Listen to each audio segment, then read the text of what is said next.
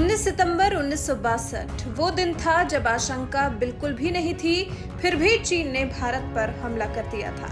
इस बात को अब जब 58 साल बीत चुके हैं तो अब मांग उठने लगी है कि तब से लेकर अब तक चीन ने भारत की सीमा पर कितना कब्जा किया है, उसका आकलन किया जाए।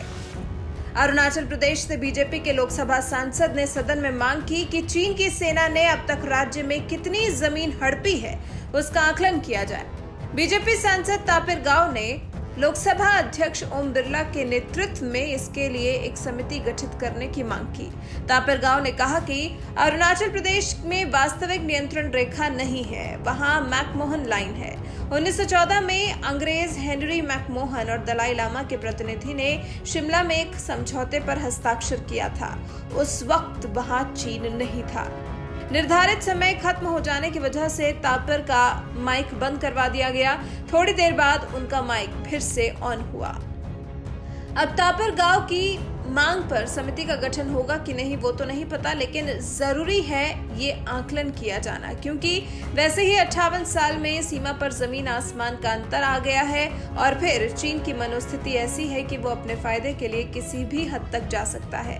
साल 1962 में युद्ध के दौरान भारतीय सेना में नायक पद पर तैनात रहे कर्नल रिटायर्ड भरत सिंह का कहना है कि सही मायने में साल 1962 में युद्ध हुआ ही नहीं था। युद्ध वो होता है जब दो देशों की सेनाएं आमने सामने हो, युद्ध के लिए तैयार हो। भारतीय सेना तो युद्ध के लिए तैयार ही नहीं थी। अचानक से चीनी सेना भारतीय सेना के सामने आ गई थी। तब भी सेना ने अपना पूरा दमखम दिखाया था और उसके बाद तो अब भारत साल 1962 वाला भारत रहा भी नहीं। अब साल 2020 में प्रधानमंत्री के पद पर नरेंद्र मोदी जैसा व्यक्ति बैठा है जो चीन को हर तरीके से मात देना जानता है।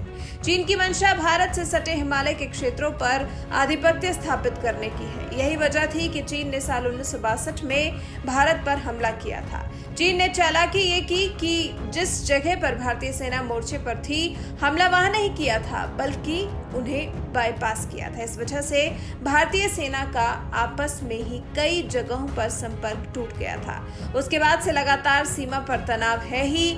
मई महीने से चीन लगातार भारत की जमीन को कब्जाने की कोशिशों में लगा है। 15 जून को गलवान घाटी में चीन ने वही किया था जो वो हमेशा करता है, धोखा दिया था भारतीय सेना को। सेना पर हमला किया था जिसमें भारत के 20 जवान शहीद हो गए थे। नुकसान चीन का भी हुआ था, लेकिन चीन ने कबूला नहीं था।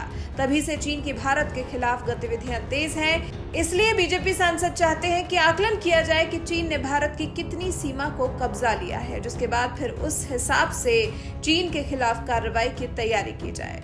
आप बीजेपी सांसद की मांग से कितना सहमत हैं, हमें कमेंट कर अपनी राय जरूर बताएं।